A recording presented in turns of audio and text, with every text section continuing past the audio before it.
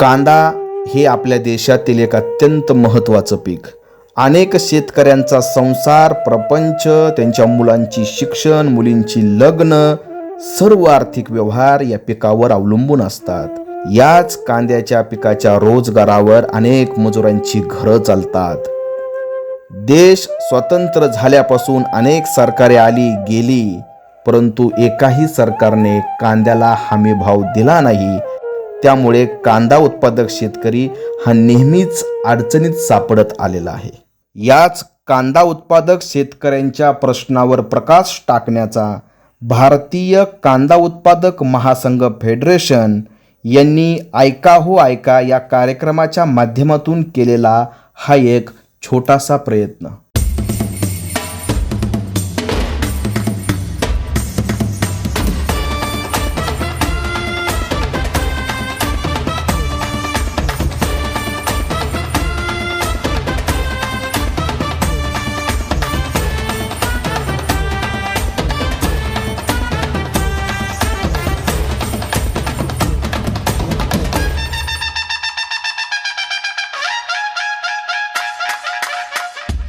नमस्कार रसिक प्रेक्षकांनो, ऐका हो ऐका या कार्यक्रमामध्ये मी नवनाथ ढमे आपलं सहर्ष असं स्वागत करतो.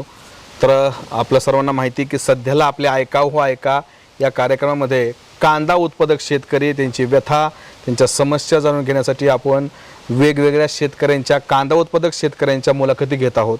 तर आजची ही जी मुलाखत आहेत ते म्हणजे प्रगतशील बागायतदार भाऊसाहेब सोनवणे, मुक्काम पोस्ट मांडवण, फराटा, तालुका शिरूर, जिल्हा पुणे.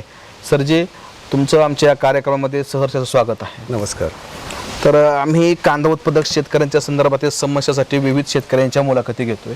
आम्ही अनेक शेतकऱ्यांना भेटलो, अनेक शेतकऱ्यांच्या समस्या जाणून घेतोय. तर तुम्ही देखील कांदा उत्पादक शेतकरी आहात आम्हाला समजलं.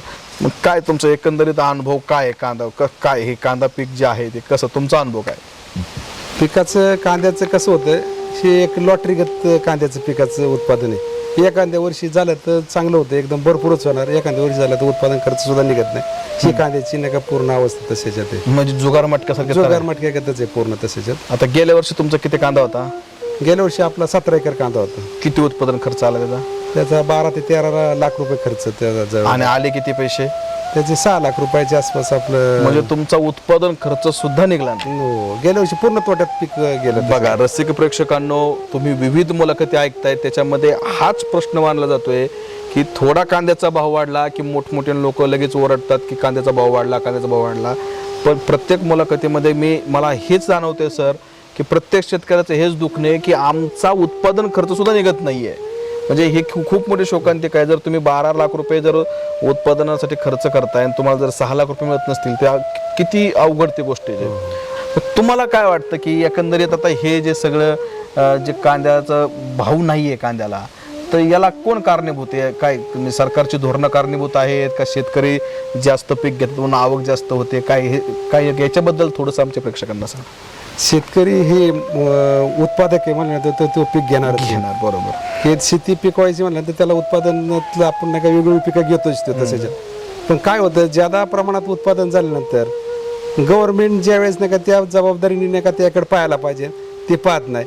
ज्यावेळेस नाही का उत्पादन नाही का शॉर्ट होतं त्यावेळेस का गव्हर्नमेंट नाही का दुसऱ्या म्हणजे देशातून आपल्याकडे नाही का ते पीक आयात केलं जातं. अच्छा, म्हणजे आपल्याला जर कांदा कमी पडला तर गव्हर्नमेंट दुसऱ्या देशाकडून कांदा आयात करतो. आणि ते आयात करून आपल्याकडे ना किमतीचं त्या किंमत पाडण्याचं काम करतं डायरेक्ट तसे. बरोबर आहे. म्हणजे एकंदरीत गव्हर्नमेंटची काही चुकीच्या धोरणामुळे कांद्याचा बाजार पडतात. गव्हर्नमेंटने खरं तर शेतकऱ्याच्या मालाला भाव देण्यासाठी प्रयत्न केला पाहिजे, पण काही गव्हर्नमेंटची धोरणं असतील किंवा तर शेतकऱ्यांचा माल त्यांच्या धोरणामुळे पडला जातोय भाव. ही खूप मोठी शोकांतिक आहे.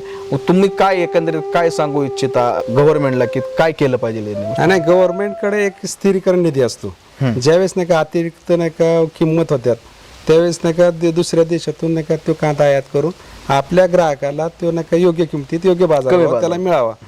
पण ज्यावेळेस नाही का ते उत्पादन नाही का आपल्याकडे वाढतं त्यावेळेस सुद्धा सरकारची, गव्हर्नमेंटची जबाबदारी आहे की बुवा त्या शेतकऱ्याचा कमीत कमी त्याचा उत्पादन खर्च त्याचा नाही का ते तोट्यात जाऊ नये.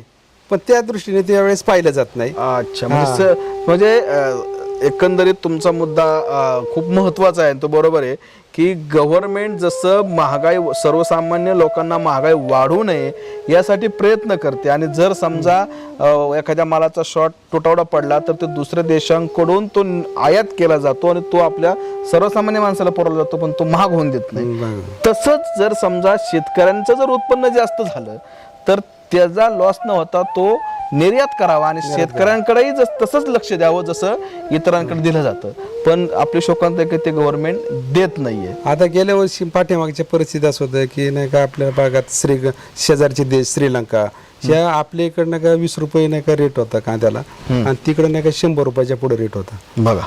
मग त्यावेळेस काय होतं, गव्हर्नमेंट नाही का त्या जबाबदारी गव्हर्नमेंटची सुद्धा की आपल्या ज्या ठिकाणी नाही का रेट ज्यादा आहे त्या ठिकाणी नाही का आपला माल शेतीमाल निर्यात करून आपल्यालाही परकीय चलन मिळेल आणि शेतकऱ्यांचा बी फायदा होईल. बरोबर आहे. आणि ज्यावेळेस नाही का अशी परिस्थिती निर्माण होती, ज्यादा किमती होत्या, तर मीडियावाली नाही का ती बाजू ग्राहकाला नाही का पार नाही का त्याचं बजेट वाढलं, त्याचं नाही का पार आर्थिक कोल मोडून गेलं. पण ज्यावेळेस नाही का शेतकऱ्याचं नाही का आर्थिक नाही का त्याचं नुकसान माल फेकून द्यावा लागतो, फेकून त्याची कुणीच हे करीत नाही, दखल घेतली जाते. बरोबर. नाही, हे देखील अगदी सरांचं म्हणणं बरोबर आहे.